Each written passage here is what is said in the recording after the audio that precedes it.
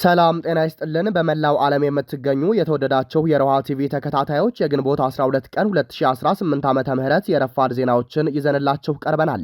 ብልጽግና የሚላስ የሚቀመስ ላጡ ወገኖች በሴፍቲኔት ስም የሚላከውን ገንዘብ ለምርጫ ዓላማ እያዋለ መሆኑ ተገልጿል። መግለጫውንም ይዘናል። የአገዛዙ ወታደራዊ አሃድ ፋኖ በሁሉም ረገድ በልጦናል ሲል ሽንፈት ማስተናገዳቸውን የሚያረጋግጥ ምላሽ ሰጥቷል። ዝርዝር የአውደ ግንባር መረጃውን እናደርሳችኋለን። ከኦሮሚያ ክልል በኩል የተፈጸመውን ትንኮሳ ተከትሎ ሲዳማና ኦሮሚያ ክልሎች ውጊያ መግጠማቸው ተገልጿል። ህወሓት የእነ ጌታቸው ረዳ ምክር ቤት ትግራይን እቆጣጠራለሁ ማለቱን ትርጉም አልባና የማይረባ ሲል አጣጥሏል። የደቡብ ምዕራብ ኢትዮጵያ ክልል አቃቢያነ ህግጋት ከፊል የስራ ማቆም አድርገዋል። አድማጭ ተመልካቾቻችን አብራችሁን ልትቆዩ ከፈቀዳችሁ እነዚህን መረጃዎች በዝርዝር የምናሰማችሁ ይሆናል። የሮሃ ቲቪ ወቅታዊና ሀቀኛ መረጃዎች እንዲደርሷቸው ቻናሉን ሰብስክራይብ፣ ላይክ እና ሼር በማድረግ አሁኑኑ ቤተሰብ ይሁኑ። ብልጽግና የሚላስ የሚቀመስ ላጡ ወገኖች በሴፍቲኔት ስም የሚላከውን ገንዘብ ለምርጫ ዓላማ እያዋለ መሆኑ ተገለጸ። ምርጫው ውጤቱ ከሞላ ጎደል ቢታወቅም መሰረታዊ ሂደቱና ቅድመ ሁኔታዎቻችንን ቸል አንልም ሲል ትብብር ለኢትዮጵያ አንድነት ፓርቲ በሰጠው መግለጫ አስታውቋል። ገዢው ፓርቲ በየደረጃው በሚገኙ የጥርነፋ መዋቅሮቹ አማካኝነት የህዝብን ነጻ የፖለቲካ ፍላጎት ለመጨፍለቅና የምርጫውን ሂደት ሙሉ በሙሉ ለመቆጣጠር እያደረገ ያለው ህገወጥና አምባገነናዊ ተግባር ከመቼውም ጊዜ በላይ ስር ሰዶ ታይቷል ያለው ፓርቲው በተለይ ምርጫው እየተቃረበ ሲሄድም አፈናውም ሆነ ማዋከቡ እየጨመረ ሲሆን ክልከላውም እየበዛ ይገኛል በማለት ገልጿል። ድራማዊ ክስተት በሞላበት በአገዛዙ ስልጣን ማራዘሚያ ምርጫ በኦሮሚያ ክልል ሰሜን ሸዋ ዞን ወረጃ አርሶ ምርጫ ክልል ታይቶ ተሰምቶ በማይታወቅ መልኩም 92 ምርጫ ጣቢያዎች አፈጻጸማቸው በአንድ ቦታ በአንድ ድንኳን ስር እየተከናወነ እንደሚገኝ አንስቷል። ችግሩ መጠነ ሰፊና ከሞላ ጎደል በአብዛኛው የአገሪቱ ክፍል እየተደረገ ሲሆን የትብብሩ እጩ የክልሉ የብልጽግና ካድሬ የአዲስ አበባ ፖሊስና ደህንነቶች በመተባበር ከእጩነት እንዲለቅ ወይም ምርጫ ክልል እንዲቀይር ያም የስልጣን ዳረጎት እንደሚሰጧቸው በማግባባት ያን ካልፈጸሙ በህይወት መወራረድ እንደሆነ ዛቻ ተፈጽሞባቸዋል። በዚህም ሳይበቃ በስራ ቦታ በቤተሰቦቻቸው ላይ ግልጽ ዛቻ ተፈጽሟል። እጩ በኦሮምኛ ክርክሮች ትልቅና አይን ገላጭ አመክንዮ ያቀረቡ የነበሩ በመሆናቸው አንዱ ዛቻ በክርክር ወቅት ኮሪደር ልማቱን አንቋሸ እና አሳንሰ ተናግረሃል የሚል ነው። በአማራና ኦሮሚያ ክልሎች የተንቀሳቀሰው ምርጫ ቦርድ የላከው ቡድን ከ97 በመቶ በላይ አስቻይ ሁኔታ አለ በሚል የተዛባና አሳሳች ሪፖርት ለቦርዱ አቅርቧል ብሏል። በትብብራችን ግምገማ አማራ ክልል ሙሉ በሙሉ ወይም በጣት የሚቆጠሩ ከተሞች ካልሆነ ለምርጫ አስቻይነት ሁኔታ የለም። በኦሮሚያ ክልል ከፊሉ ወይም ከዋና ዋና ከተሞች ወጣ ብለው ባሉ አካባቢዎች ፍጹም አስቻይ ሁኔታ እንደሌለ እንረዳለን። ስለሆነም የሁለቱ ክልሎች የጥናት ውጤት ውድቅ ነው። ቦርዱም ህዝብም እንዳይቀበለው ጥሪያችንን እናስተላልፋለን ሲል ገልጿል። በቦርዱ የተዘጋጀውን ምርጫ ክርክርና የተቃዋሚዎችን ተከራካሪዎች አድንቀው በማህበራዊ ትስስር ገጻቸው ያጋሩ ግለሰቦች እየታደኑ እየታሰሩ ይገኛል። ገዢው ብልጽግና ህብረተሰቡን 1 ለ5 እና 1 ለ10 መጠርነፍ ማስፈራራት እየፈጸመ ነው ሲልም አክሏል። በህግም በሞራልም ከፖለቲካ ፍጹም ንክኪ እንዳይኖረው በሚል ከዓለም ባንክና መሰል ዓለም አቀፍ ረጂ ተቋማት የገንዘብ ምንጭ የሚላስ የሚቀመስ ላጡ ወገኖቻችንን ለመርዳት የሚተገበረውን የሴፍቲኔት ፕሮግራም በተረጂዎች ችግር በመግባት ፖለቲካዊ ብዝበዛ እያካሄደበት መሆኑም ታውቋል። እነዚህ ውጤቱን በመሰረታዊነት የሚቀይሩ ሆነው ያገኘናቸው ናቸው እንጂ በርካታ በምርጫ ስም ማጭበርበሮች እንደሚፈጸሙ ደርሰንበታል ብሏል። የአገዛዙ ወታደራዊ አሃድ ፋኖ በሁሉም ረገድ በልጦናል ሲል ሽንፈት ማስተናገዳቸውን የሚያረጋግጥ ምላሽ ሰጥቷል። የአማራ ፋኖ ብሔራዊ ንቅናቄ አፋብን ምኒልክ እዝ 105ኛ ኮር 45ኛ እና 29ኛ ክፍለ ጦሮች የወግዲ ከተማን ሙሉ በሙሉ ተቆጣጥረው ከወጡ ወዲህ በከተማዋ የሚገኘው የብልጽግና መዋቅር ከፍተኛ የጭንቀትና የድንጋጤ አዙሪት ውስጥ መውደቁ ተሰምቷል።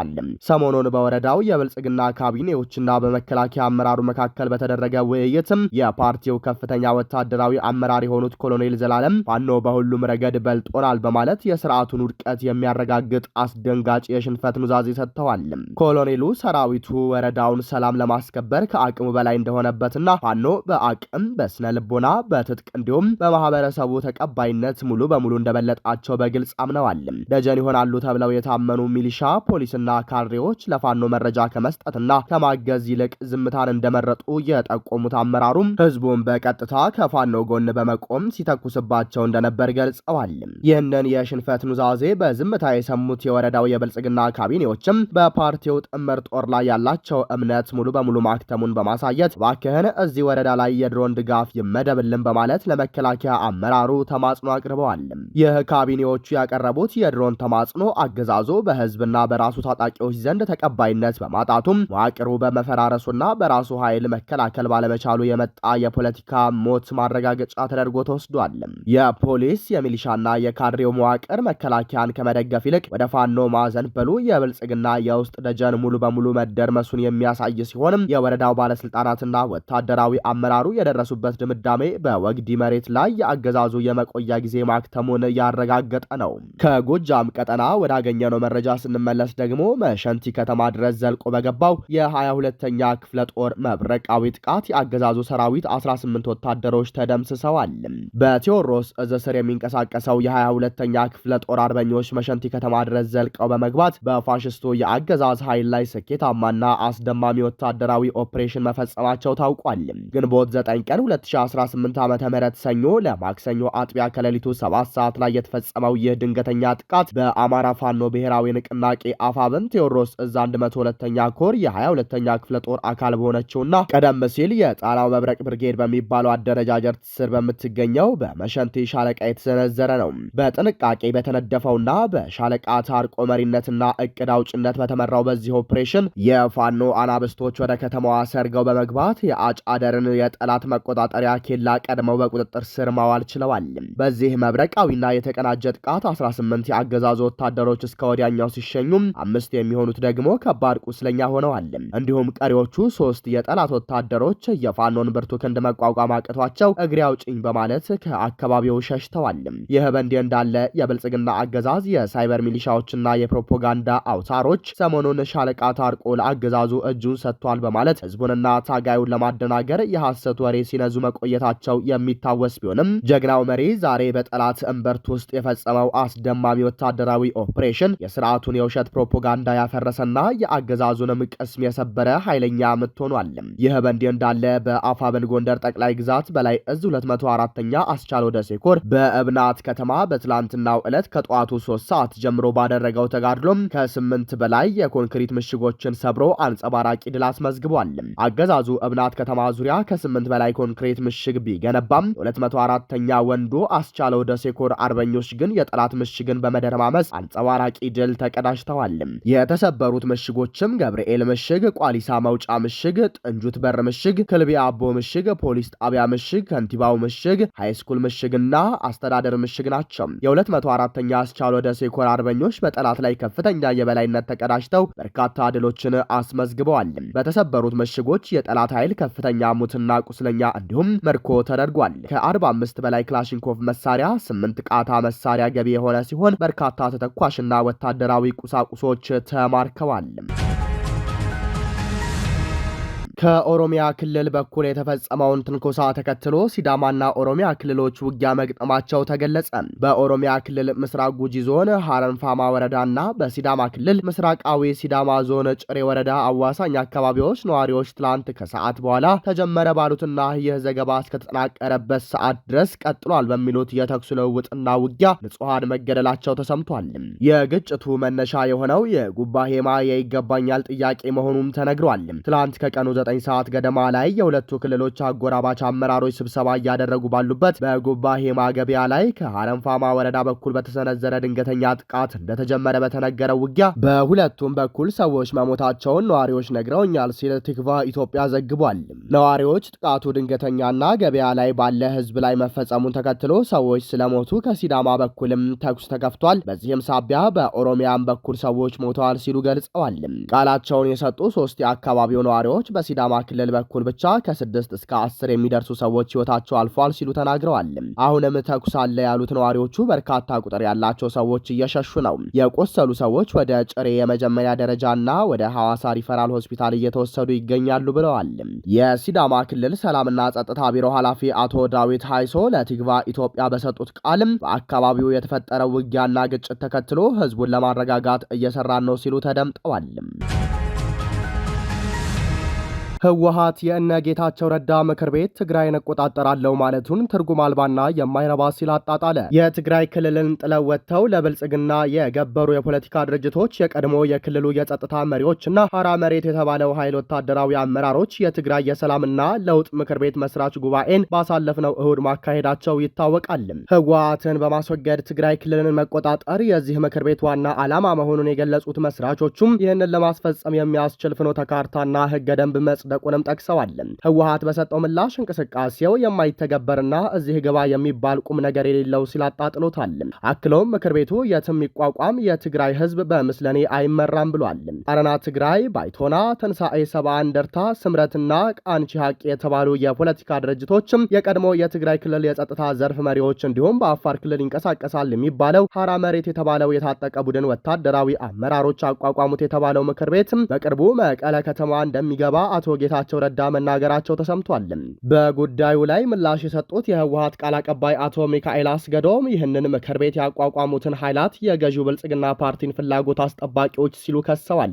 ለዚህ ጥያቄ አይደለም ሲሉ ምላሽ የሰጡት አቶ ሀሊፎም ጀነራል ታደሰ ወረደ ባለፈው አንድ ዓመት የህወሓት አባላት ነበር ሲሾሙ የነበሩት ብለዋል። አክለው ምርጫ ተደርጎ ህጋዊ መንግስት እስኪመሰረት ድረስ አቃፊ ለጊዜያዊ መንግስት እንዲቋቋም መፈለጉን ጠቅሰዋል። በጉዳዩ ላይ ምላሽ የሰጡት የህወሓት ቃል አቀባይ አቶ ሚካኤል አስገዶም ይህንን ምክር ቤት ያቋቋሙትን ኃይላት የገዢው ብልጽግና ፓርቲን ፍላጎት አስጠባቂዎች ሲሉ ከሰዋል። እንቅስቃሴውንም ሊተገበር የማይችል ሲሉ አጣጥለውታል። የሚረባ ትርጉም የሚሰጠውም አይደለም፣ በተግባር የሚተገበርም አይደለም። የትግራይ የሰላምና ለውጥ ምክር ቤት መስራቾች በትግራይ ክልል ውስጥ ህጋዊ መንግስት እስኪቋቋም ድረስም ሁሉን ያቀፈ ጊዜያዊ መንግስት እንዲቋቋም ምክር ቤቱ ማስፈለጉን ሲጠቅሱም ህወሓት በፊናው የቀድሞ የክልሉ ምክር ቤት ወደ ስራ ተመልሷል ካለ በኋላ ለሽግግር የሚጠቅሙ ወሳኝ ያላቸውን ስራዎች ተሰርቷል ብሏል። ሁለቱም ኃይሎች ትግራይ ክልል ላይ የሚበጀው ይህ ነው በሚል መወነጃጀል ከጀመሩ ሰነባብተዋል። ይህ ከሆነ ለትግራይ ህዝብ የሚበጀውን ለመስራት በጋራ መቆም ለምን ተሳናቸው የሚለውን ጥያቄ ለህወሓት ቃል አቀባዩ አቶ ሚካኤል አንስተናል። እኛና እነሱ አንድ ላይ ቁጭ ብለን ይህንን ነገር ልናደርገው የምንችለው አይደለም ብለዋል። የደቡብ ምዕራብ ኢትዮጵያ ክልል አቃቢያነ ህግጋት ከፊል የስራ ማቆም አደረጉ። በደቡብ ምዕራብ ኢትዮጵያ ክልል አቃቢ ህጎች ከፊል የስራ ማቆም አድማ ማድረጋቸውን አስታውቀዋል። አቃቢያነ ህጎች ከባለፈው አርብ ጀምሮ በከፊል ስራ ያቆሙት የአቃቢያነ ህግ የደሞዝና የጥቅማ ጥቅም ማሻሻያ ተግባራዊ አልሆነም በሚል ነው። አቤቱታቸውን ተፈራርመው ለክልሉ መንግስት ያመለከቱት ከ500 በላይ አቃቢያነ ህጎችም ጥያቄያቸው እስኪመለስ ከመደበኛ ችሎት በስተቀር ከፖሊስና ከማረሚያ ቤቶች ጋር የሚሰሯቸውን ተጨማሪ የፍትህ ስራዎች ላልተወሰነ ጊዜ ማቋረጣቸውን ገልጸዋል። ፊርማቸውን በማሰባሰብ አቤቱታቸውን ለክልሉ መንግስት ያቀረቡት በክልል በዞንና በወረዳ ደረጃ በማገልገል ላይ የሚገኙ አቃቢያነ ህጎች ናቸው። አቃቢያነ ህጎቹ እንደሚሉት የክልሉ ምክር ቤት ባወጣው አዋጅ ቁጥር 3/2014 መሰረት የአቃቢያነ ህጎች ደሞዝና ጥቅማ ጥቅም በልዩ ሁኔታ በአቃቢያነ ህግ አስተዳደር ዋና ጉባኤ ተጠንቶ መቅረብ እንዳለበት ይደነግጋል። ነገር ግን ይህ አዋጅ ተፈጻሚ ባለመደረጉ አሁን ላይ የሚገባቸውን የደሞዝ ማሻሻያና ጥቅማ ጥቅሞችን ማግኘት እንዳልቻሉ ነው የተናገሩትም። የክልሉ አቃቢያነ ህግ አስተዳደር ዋና ጉባኤ በአዋጁ መሰረት የወቅቱን የገበያ ሁኔታና ሌሎች አቻ ክልሎችን አጽድቀው ተግባራዊ ያደረጉትን የደሞዝና ጥቅማ ጥቅም መነሻ በማድረግ ለክልሉ መስተዳደር ምክር ቤት ማቅረቡን የጠቀሱትም የአቃቢያነ ህጎቹ አስተባባሪዎች፣ ነገር ግን መስተዳድር ምክር ቤቱ ያለ አንዳች አሳማኝ ምክንያት የቀረበውን ውድቅ በማድረግ በዘፈቀደ በራሱ የወሰነው ውሳኔ አዋጅና ደንብ የጣሰ ለተቋሙ በተለያዩ ህጎች የተሰጠውን ከፍተኛ ኃላፊነት ያላገናዘበና ወቅታዊ የኢኮኖሚ ጫናን ታሳቢ ያላደረገ የገቢ አጠቃቀም ተግዳሮትም በደቡብ ምዕራብ ኢትዮጵያ ክልሎች ክልል እየተስተዋለ ነው ብለዋል። አድማጭ ተመልካቾቻችን የሰዓቱ የሮሃ ቲቪ ዜናዎች የተከታተላችኋቸውን ይመስሉ ነበር። አብራችሁን ስለነበራቸው ከልብ እናመሰግናለን። ሰላም።